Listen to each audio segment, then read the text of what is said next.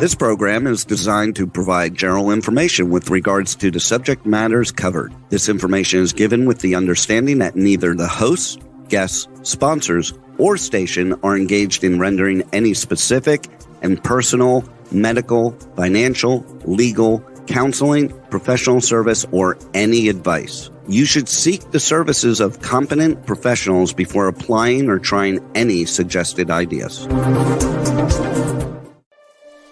Magazine publisher and entrepreneur Judith Mancini is sharing captivating conversations with experts in their field about the latest trends in our ever-changing world to help you become healthy, wealthy, and wise. Judith Mancini Today will spark your interest and inspire you to lead your best life ever.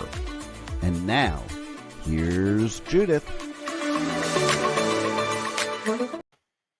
Judith Mancini Today is sponsored by Basic Brands, Inc., providing the highest quality specialty products in the natural food industry.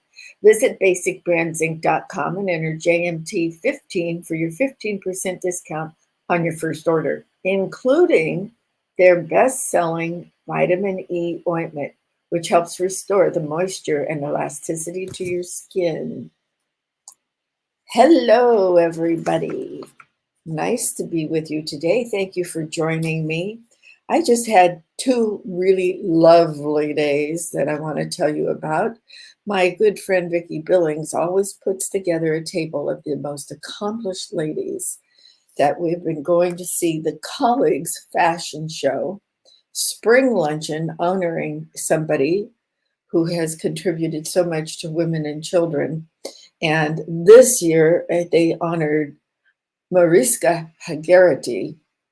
I hope I pronounce her name correctly. She is the star of Law and Order SVU, Sexual Crimes Unit.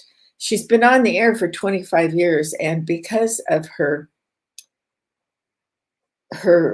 role in this, she discovered the fact that so many rape kits were sitting on shelves and hadn't been looked at for 20 years after DNA came along. So she has made that her passion, and she started her own foundation, and she was given an award this year, and she was charming and told us all about that. And she certainly has helped, because now so many more rape kits have been solved with the perpetrators, and they have been sent to prison. So we're happy about that. And that was just lovely. And they also have a fabulous fashion show from Oscar de la Renta. And I'm telling you, ladies, most of the ladies there had on long, flowing, flowery dresses, even during the day. Not evening clothes, but long flowing dresses. So you better get yourself going here and get one for spring. Don't be left out of the latest trend, for goodness sakes. The other thing I was invited to by my publicist was the opening of this. This is for the West Coast people around the Beverly Hills area. They just opened this wonderful little Beverly Bar. It's on Camden in Beverly Hills. It's like a little piece of New York set down right in the center of the Golden Triangle in Beverly Hills. And that was really fun. So I thank Melinda Manos, Public Relations, for inviting me to that last night. That was really fun. So those are my 2 exciting things that happened this week. I thought maybe I should start the news with that, because usually it's doom and gloom in the news. And one of the things that is doom and gloom for a lot of people is that Tucker Carlson was fired from Fox News, and his last show was last Friday night. But he hasn't missed a beat. If you're interested in Tucker Carlson and see what he has to see, Google Tucker Carlson video, and it will come up. It's a 2-minute video, and he'll tell you some things which it was very interesting to me, how he says media doesn't want to talk about anything too serious and report too much on them, and what's in the background of things such as war, civil discord,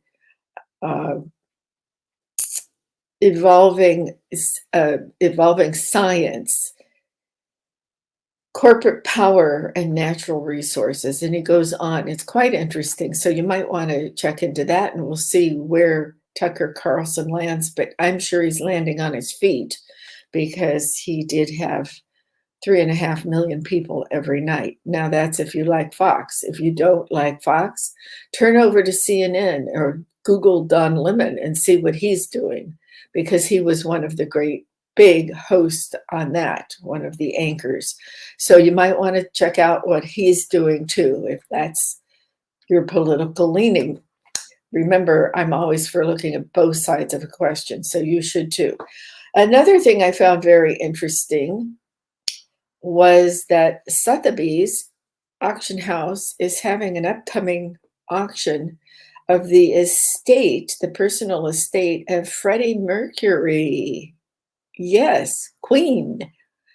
And it's valued 1,500 items, I believe they said. It's valued at 7.4 million. And there's everything from his handwritten, "We are the champions," handwritten, how he got that started. Everybody knows that song. They even play it at sporting events all the time.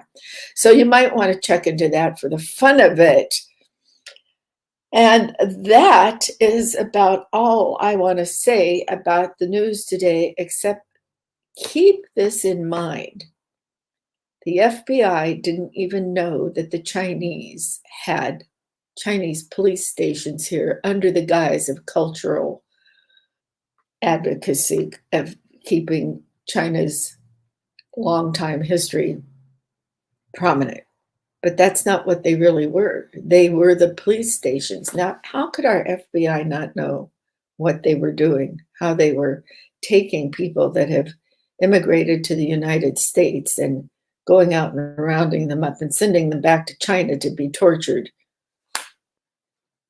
Beyond me, we need a redo of everything in our country, I think. Everybody's slipping in their positions of the CIA and the FBI and our education, that we're now 37th in the United States, and kids graduating from high school now after COVID and being locked up. They can't read or write or do arithmetic. We better straighten out, because we want to maintain our status, which is slipping around the world. Not a good thing. So that's the end of my news for you. And today, I'm talking about stress and the current state of the world. And our country is causing a great deal of stress with ordinary citizens, men, women, children. Suicide rates are going up.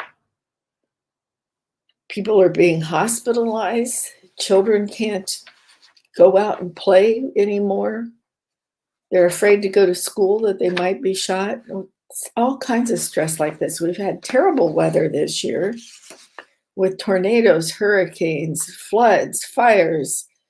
All of that causes it. So what is stress anyway? It's a normal reaction when you face challenging situations. Whether it's an intellectual stress caused by a job interview, a test in school, or even a driving test to renew your driver's license. So that is what causes stress, but there's other things that cause stress too. And there's good and bad stress. First, let me talk about the good stress. The good stress is something you get when you're looking forward to going to a new college, that you've graduated from high school and you've been accepted at your first choice, and you're looking forward to it, but you're a little stressed out because are you going to have the same matching bedspreads for your college roommate? Are you going to get all the classes that you wanted to sign up your freshman year? So that's good stress. It's also good stress when you're planning your wedding. What will your wedding gown be? Who will your bridesmaids be? Who will the groomsmen be? Maybe you're having a little wedding. Maybe you're eloping. Where should you go to elope? Maybe you're having a destination wedding. That's happy stress. Planning your child's 16th birthday party or a quinceañeras when it's 15 years old for these cute girls between these two celebrations of womanhood. That could be stressful because how many can you have at the party? You don't know.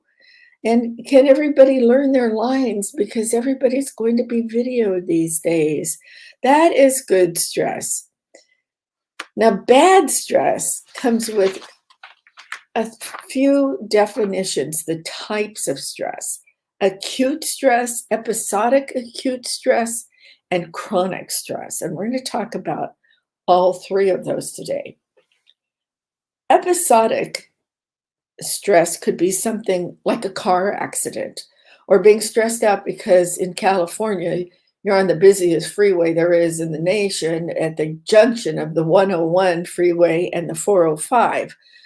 One of those goes up to 101 goes up the coast of California to Malibu, and on and 405 goes down more inland from the north to San Diego and all. And they cross to become one, either one you're choosing on to go on. That is a terrible thing. And when we had to go over to the west side of Los Angeles the last 2 days, I'm wondering how much money has been spent widening these two thoroughfares. That stresses me out because guess what? It didn't do any good. And there were closures on it for 5 years and all this money, state and federal money spent on it, and it didn't alleviate the problem. So that gives everybody stress just trying to get to work or back home or to school, etc. So that's an episodic stress. But there's acute stress too, and it could be turning into a chronic stress, something like the tornadoes that have destroyed your home or the loss of a loved one. And it's very difficult to get over these. Normally, they don't do any harm to you, but if they become chronic and they continue, they can cause a lot of stress to your body. So one of the things that happens after an episodic acute stress, as a car crash or something, you might end up in the hospital, you might end up, somebody could be killed in your car or in another car, for instance, and that would turn into chronic acute stress for the injuries and things like that. Or it could be a fender bender, and that would be an episodic acute stress, which is over once you get the insurance paying your bumper repair. So what this happens if you have chronic acute stress, it can cause physical and mental problems. One of them is anxiety, cardiovascular disease, depression, high blood pressure, a weakened immune system. So what we want to do is figure out how to take care of this. Some of the people who suffer from chronic stress are people who live in an abusive marriage and they can't figure out how to get back, and maybe just an unhappy marriage. Maybe you've just gone in different directions, and you could go through a prolonged divorce. You could be stressed out because you think you're not going to have any money anymore if you're getting a divorce. And maybe you're fighting over the custody of your children. All things like that can be very disturbing and cause a great deal of stress. Some of the people in dangerous work professions, such as first responders, the police, the firemen, the EMTs, and the paramedics, nurses, doctors that live in the trauma centers. These are high stress jobs, and they can really do some damage to your body with the chronic trying to control your stress levels. They could also cause other things, the stress, the chronic stress. You can get chronic pain. There are people who believe that if you have chronic stress, that contributes to diseases like autoimmune diseases, which maybe it could be arthritis, it could be lupus, it could be all sorts of things. Definitely depression, insomnia, sleep problems. It goes on and on. So what are we going to do about this? Sometimes these episodes of stress in your life cause you to do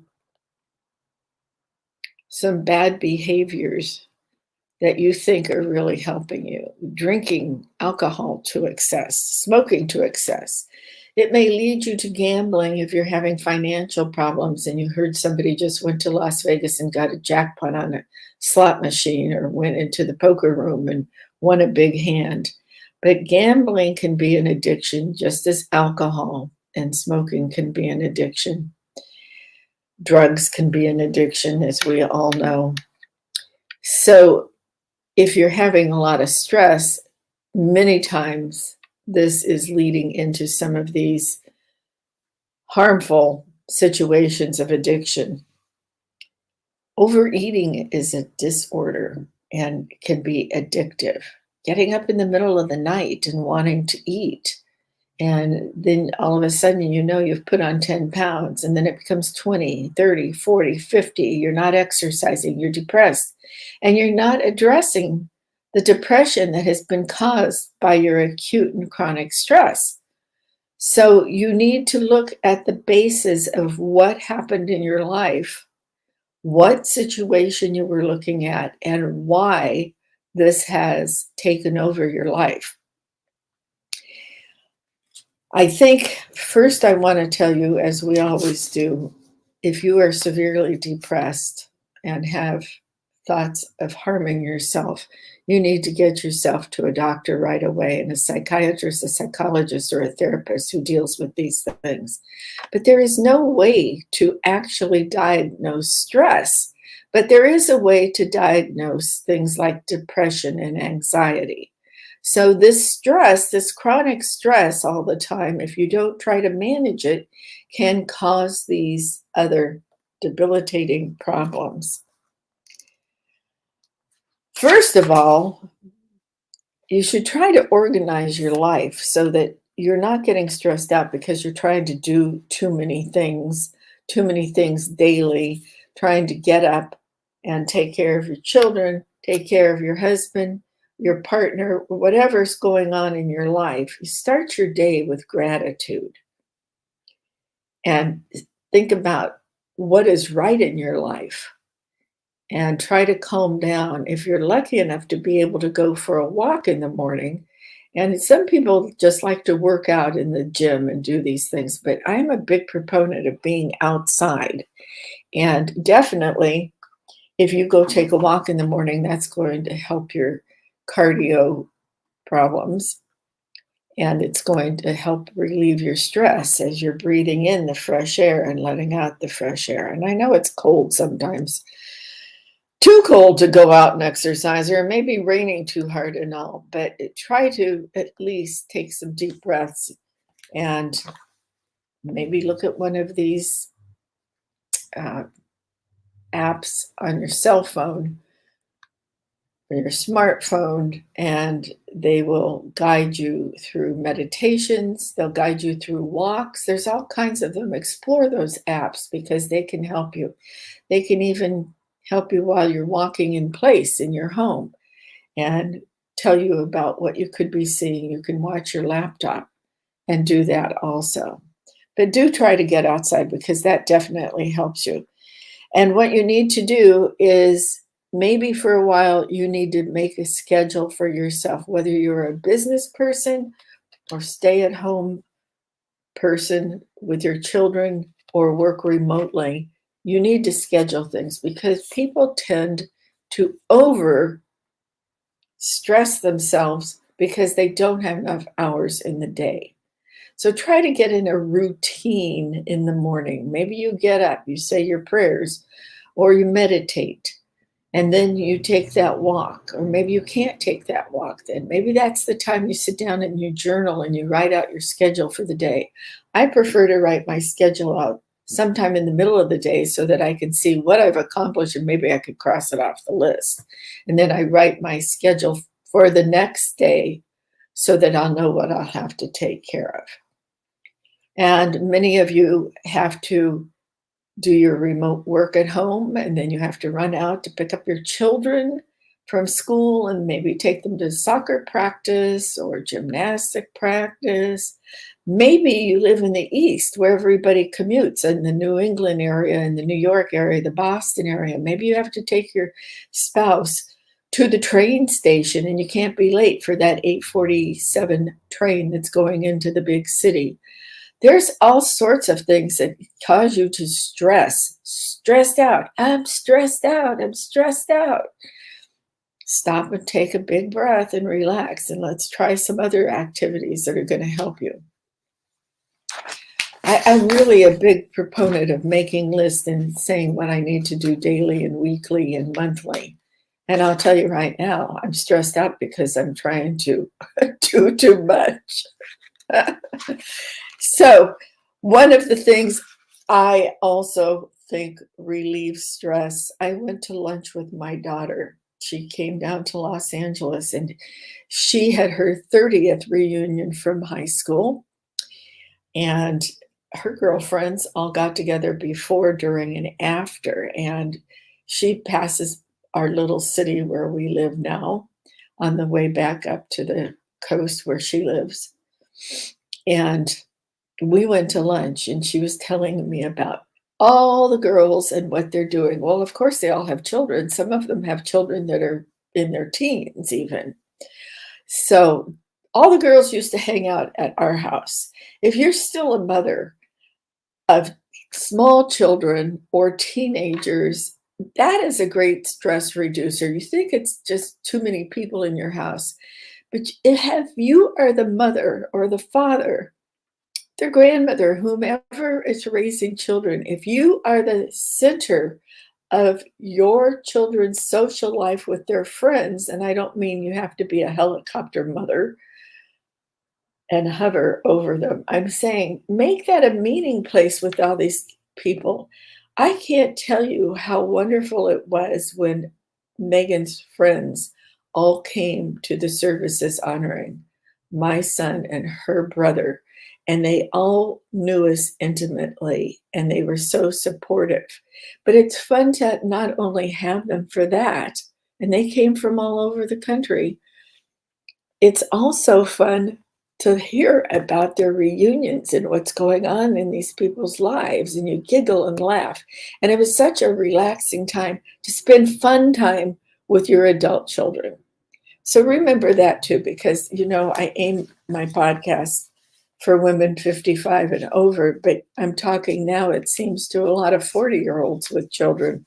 So they're telling me. So look at that. Your children can be not just somebody you have to keep disciplining all the time. They can be your friend, but remember, you're the parent. So remember, if none of those things work, get yourself to a therapist or somebody that can take care of you. Some of the things that can prevent stress, as we're talking about this and the different kinds of stress, well, obviously you can't prevent the 405 being crowded and getting that kind of stress.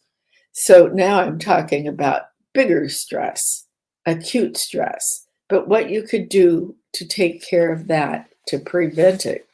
Well, some of it is getting up in the morning and talking about and doing what I said, but one of the things you really should concentrate is on your diet and your sleep. Those two things really help to alleviate stress and sometimes prevent stress. If you get up in the morning and you don't have time for breakfast, I'm not a big fan of fasting unless you're trying to lose weight. Fasting is okay, intermittent fasting, but I am a big proponent of having something for breakfast. And as you age, you need protein in the morning to keep going. Not enough senior adults eat enough protein.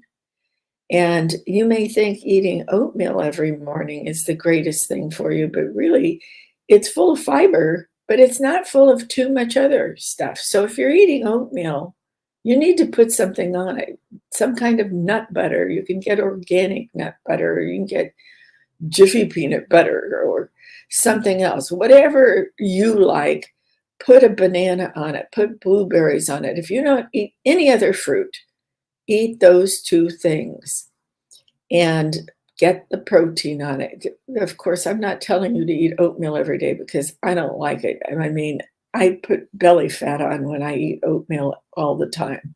So I don't think that's the greatest thing to eat, but some people swear by it.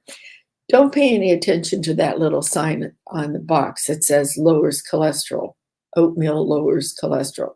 Oatmeal does not lower cholesterol. It's not a medication, and it doesn't lower cholesterol. What it does, it's fiber, and it doesn't have a lot of fat in it or anything that could cause your cholesterol to go up.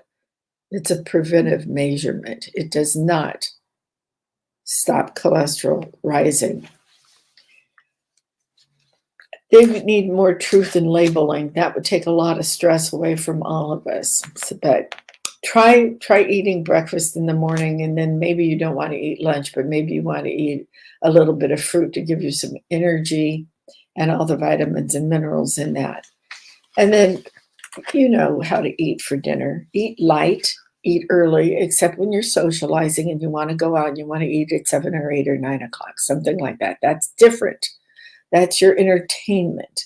But on the basis of everyday living, whether you're by yourself, still have a partner at home, going out with the girls, eating with your children, when your husband's coming home late, whatever, all of you, it would be nice to have a dinner together before it's time to finish the homework and go to bed, or it's time to go to bed because you have to get up at 4 or 5 in the morning for your job.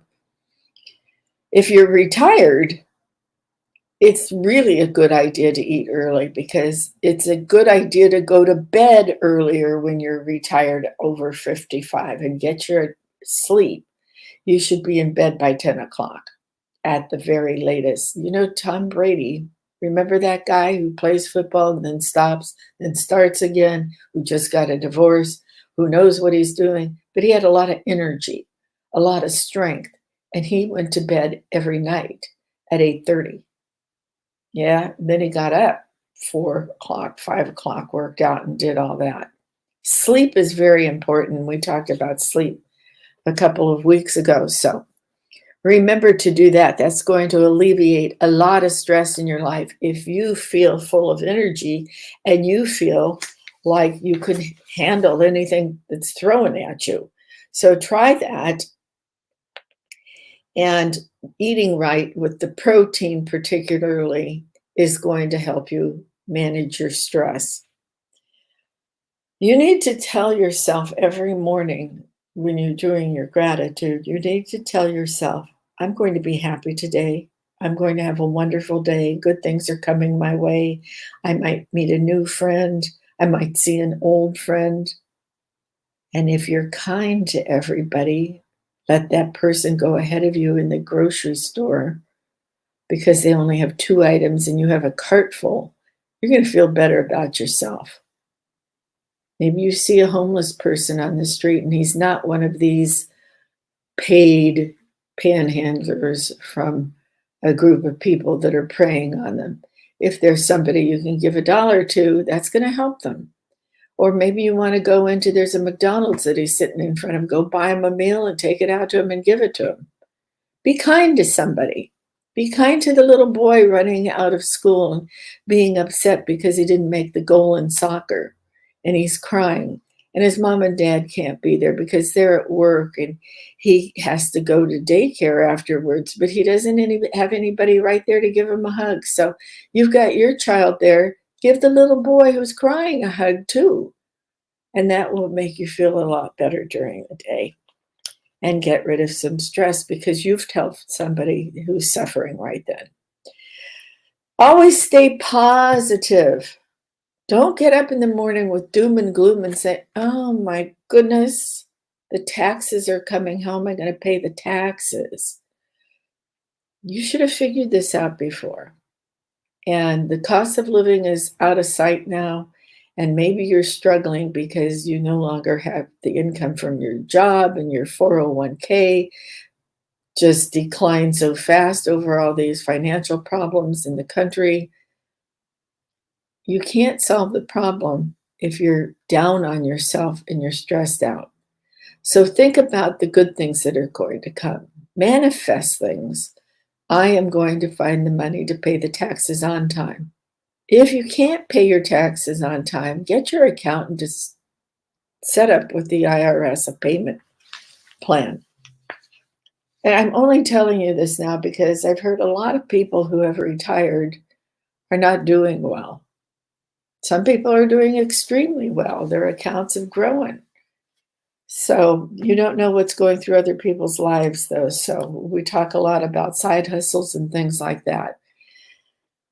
Try to keep your bills down. Try not to use those credit cards. But I know a lot of you have had to use credit cards because you didn't have jobs. But you know what?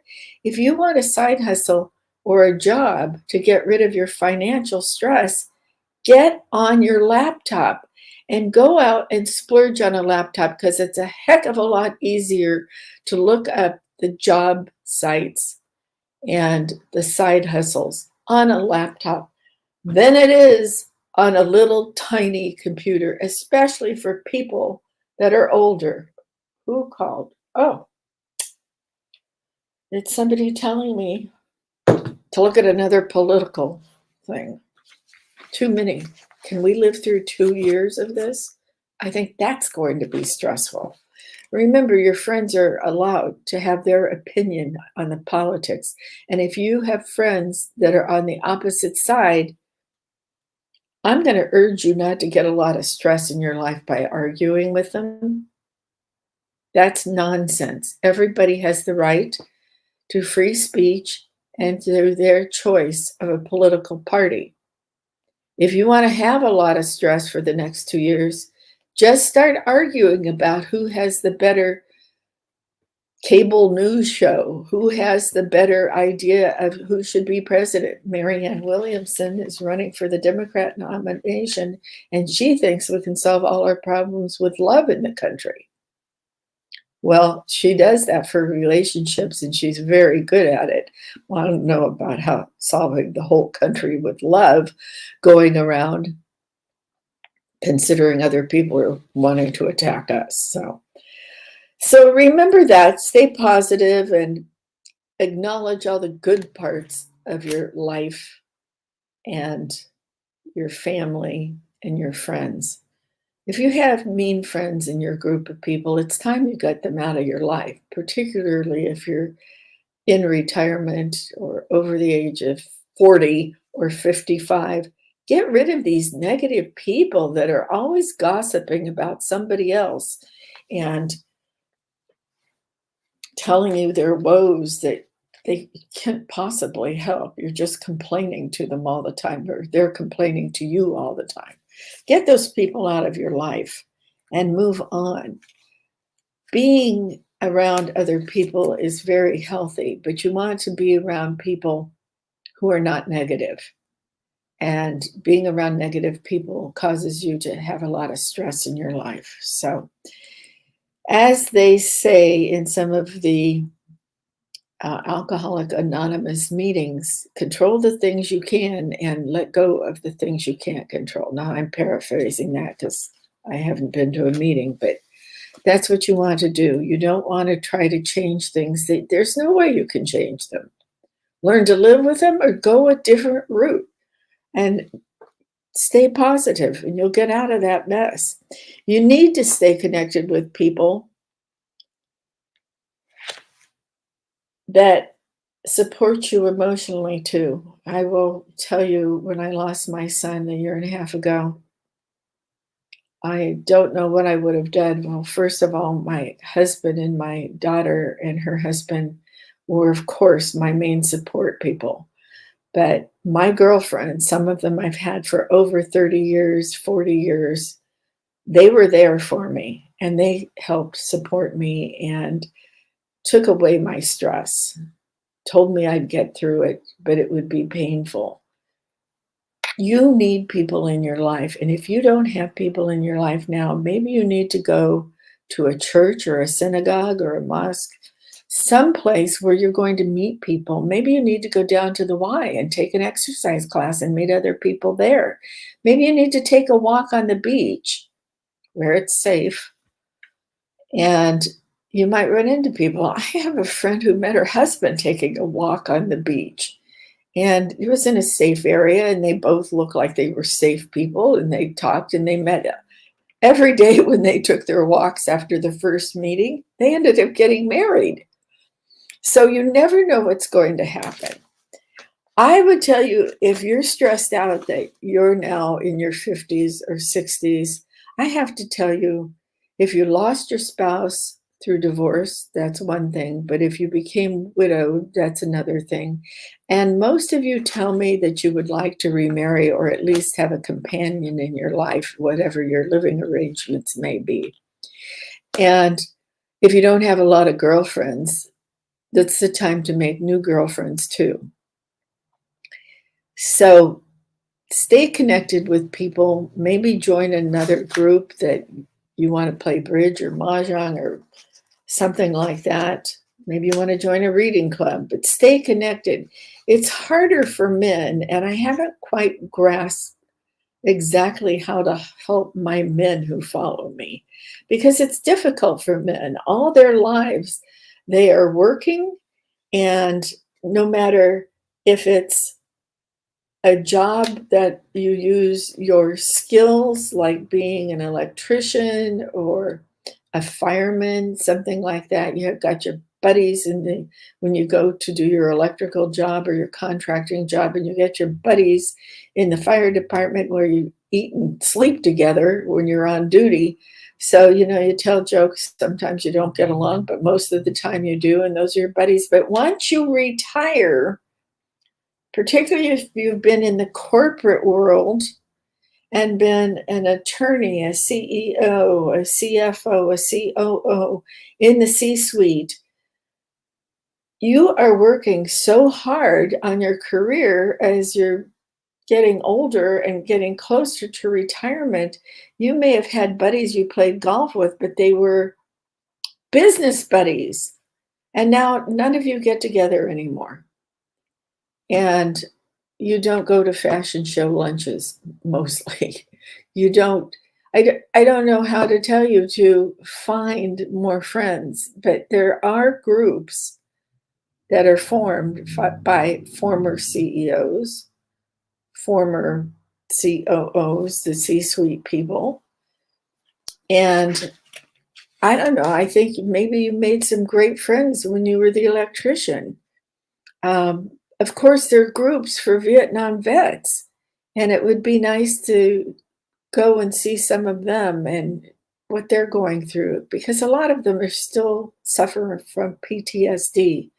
So I think that's always nice, and you can do that through Vietnam vets, or you can go to the American Legion or someplace like that.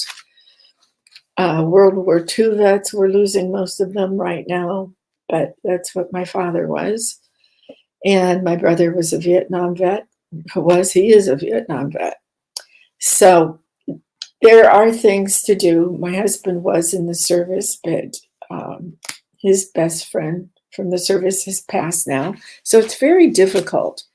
And it's difficult if you've moved around for your profession, because you don't always keep the friends that you've made turning a company around in a year, and you move on. So it's difficult for men. And boy, if you've got some ideas for men, how they stay connected with people and all, let me know, because mostly the women do the socializing and set up the social plans. And that doesn't mean that everybody fits together well, but it's good also to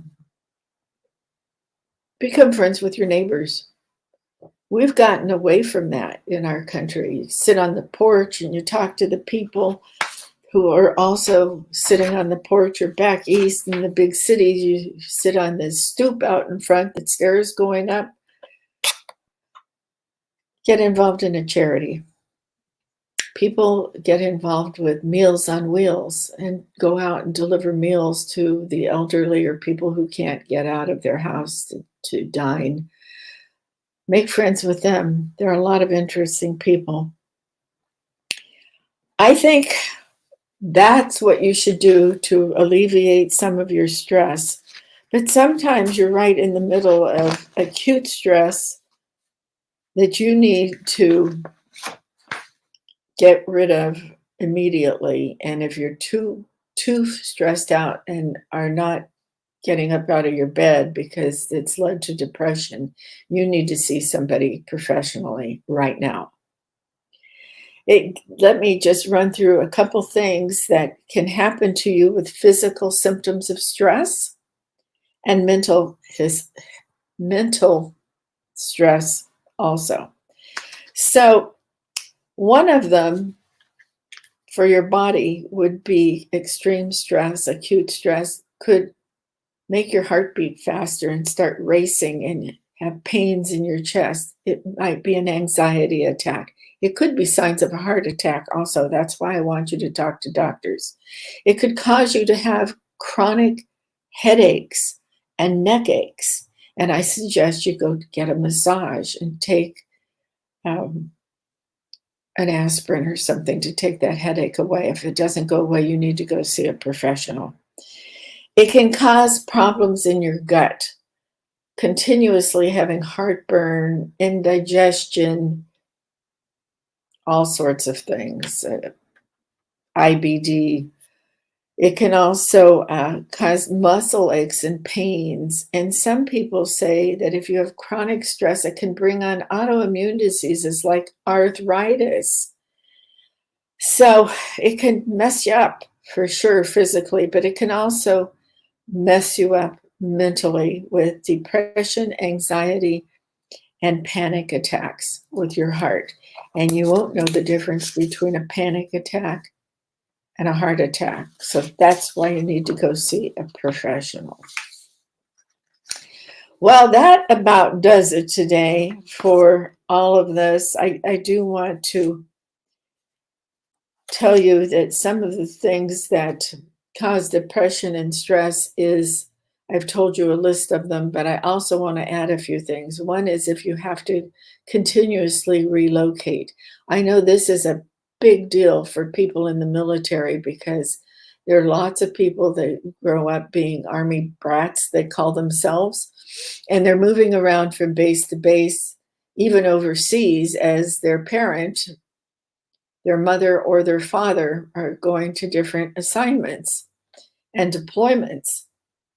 So this can cause a great deal of stress, even if a certain husband or spouse nowadays is in the C-suite, they might be sent on a temporary assignment to a different city. So you have to decide what you're going to do about that.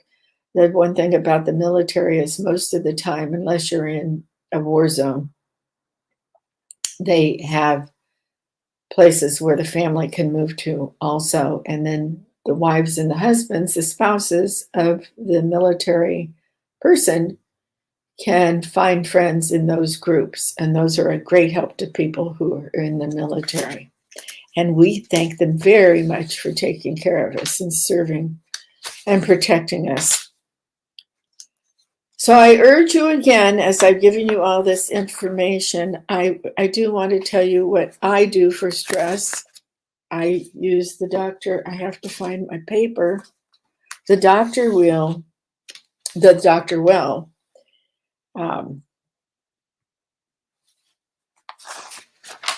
breathing exercise. And it's 3-4-7. And I don't know why I can't find it.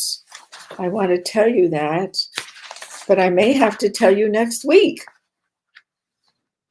because now I can't find my notes on it and I don't want to tell you wrong. So we'll do that next week. And Oh, here we go. Nope, that's not it. So I need an assistant here. That's for sure. Okay. Okay. Well, I'm sorry I can't find it, but you can look it up for yourself today until I get to it next week. And it's Dr. Well, Weil, and he is the one who tells you how to relieve your stress. And you take a deep breath and you blow out.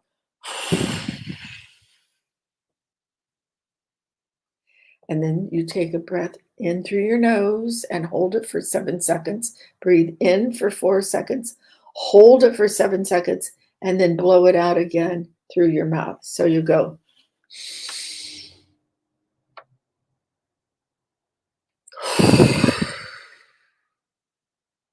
You do that 3 times. Now, if you do that, you're not used to taking deep breaths, you could get a little lightheaded, but it'll go away right away. If it doesn't, then you need a doctor. Try to do that 3 or 4 times in a sitting, and you could do it 2 or 3 times a day. If you do it that much, you may experience a little more dizziness. So, and you're first starting to do this, try to do it once a day when you're totally stressed out and help with that. So we'll go over that again next week. Thank you for joining me.